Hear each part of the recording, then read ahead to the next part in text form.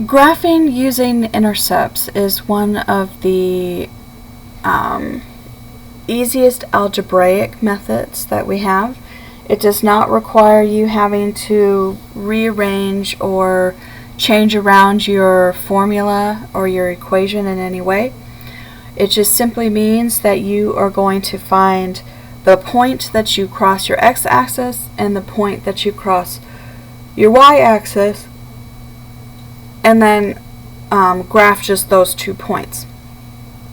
So, like I just said, we have 2 intercept points. You have where you cross the x, or where you have the x-intercept, which is where you cross the x-axis.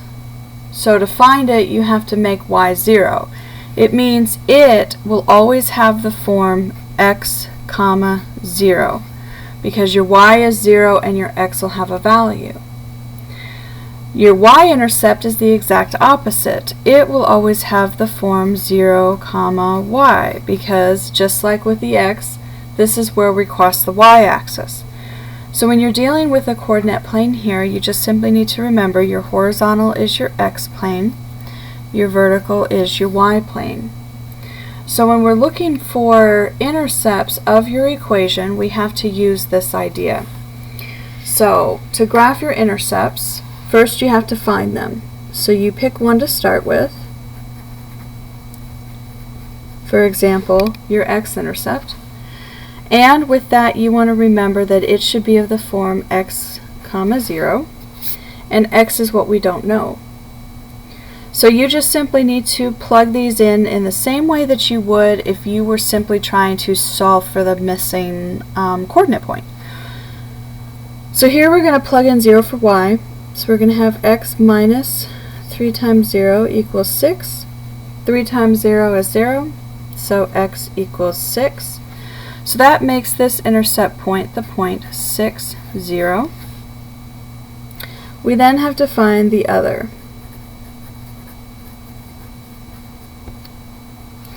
And again, your y-intercept is always going to be of the form 0, y. So in this case, we're going to plug 0 in for x and solve for y. So we're going to have 0 minus a 3y equals 6. We need to divide everything by that negative 3. So we end up getting that y is equal to negative 2, which gives us the point here, 0, negative 2. Now we have 2 coordinate points, which is all that you need, and so we'll graph those. The first one is my x-intercept. It's going to follow my x-axis.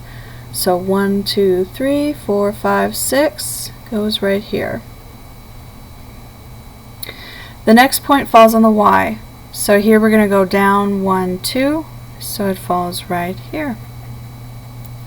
And then the only thing that's left is for you to connect your dots. And so here I'm choosing to use a ruler, but you could just freehand it. Your goal when you're doing this is that you're just as close as you can be. And there you have it. Graphed a line using just the intercept points. So let's do it again.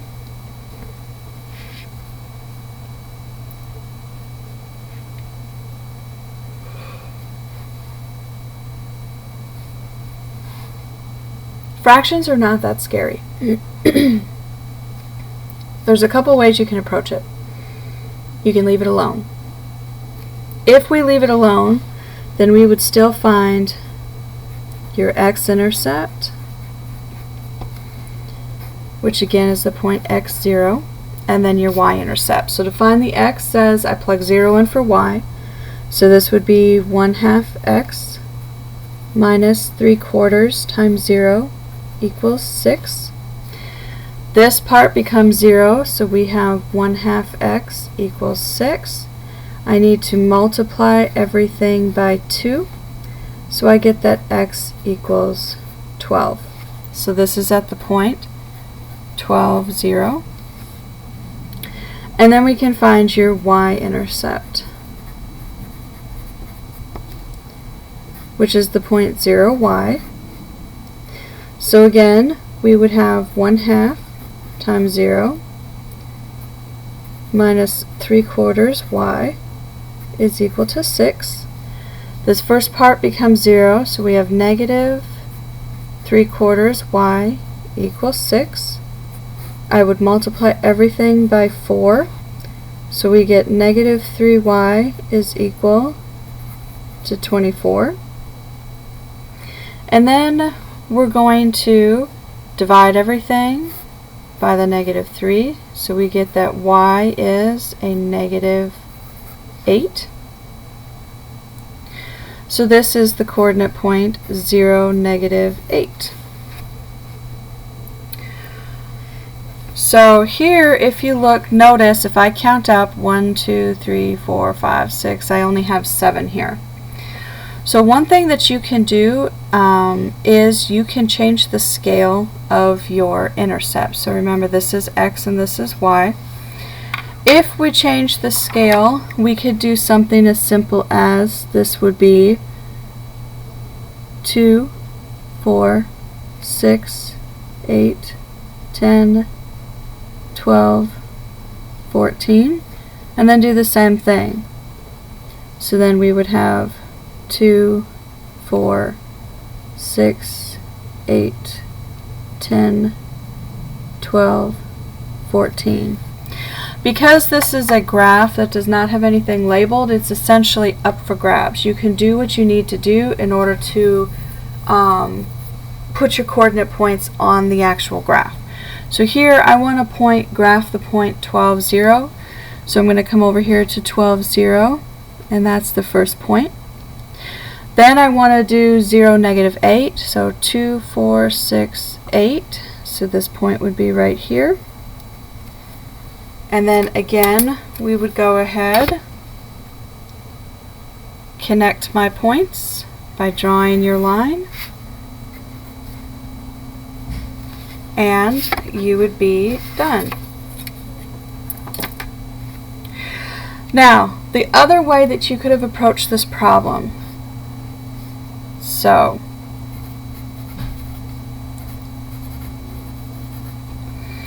would be you start with your equation, so negative 1/2 x minus 3/4 y is equal to 6.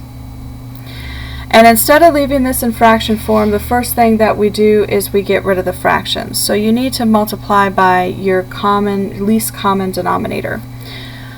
So I want to multiply this entire thing by that least common denominator. So here, what's least common between 2 and 4 is the 4. So I would multiply everything by 4. So that 4 is going to come in to each part of the equation.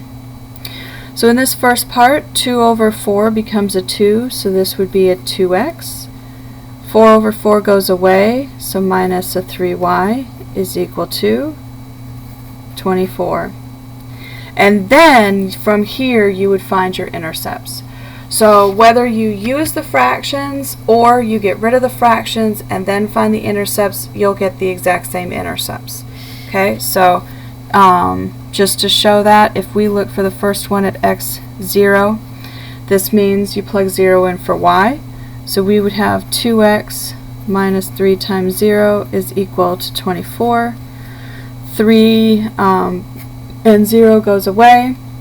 Divide everything by 2 and you get that x equals 12, which is exactly what we found here. So it's completely up to you how you choose to approach it, but that is another way here that you could go ahead and do that. Now, we do have what are called special cases. Special cases are special lines. They are horizontal or vertical, and they themselves have a special formula to look at. When we're talking about a horizontal line, we are talking about an x equals number line. What it means is that, sorry, not x equals, horizontal, we have a y equals. What it means is that you are going to cross your y-axis and that y never changes values.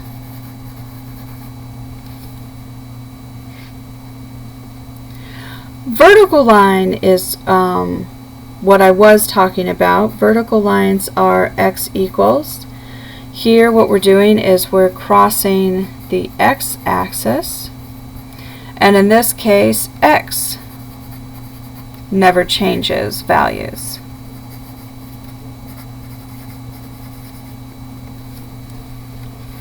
So if you're looking at equations and you come across either of these, where you just simply have, say, y equals 15 or x equals -3, that's immediately going to tell you that you have a special case.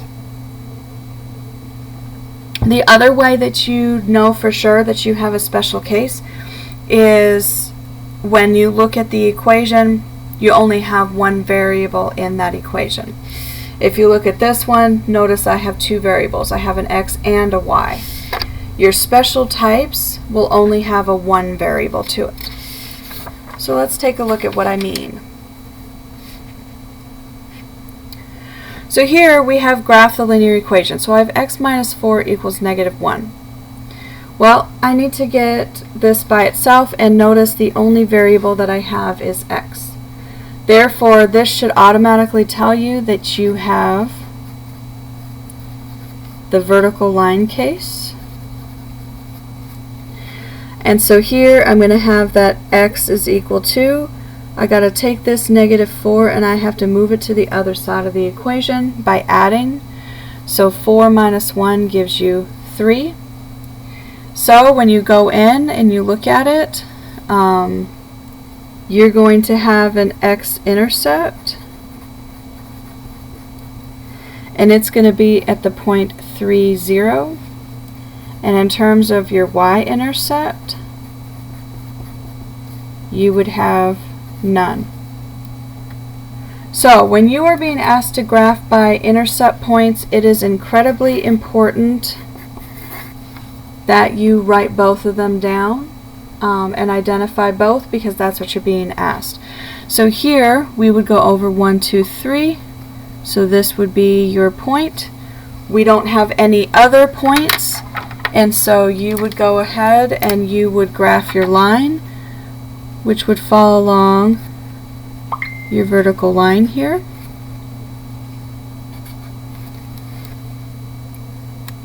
And that would be all that you needed to do, your vertical special case. If we look at this second equation, notice the only variable we have is a y. So that should tell you that you have a horizontal case.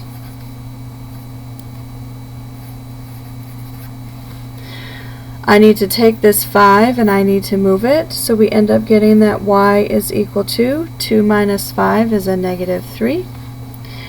So in this case, when we're looking at your x-intercept, we have none. Your y-intercept is at the point 0, -3. So we would go ahead, 1, 2, 3, so that point would be right here. Notice I'm along my y-axis, and then just like before, we would go ahead and we would graph it, and so we would have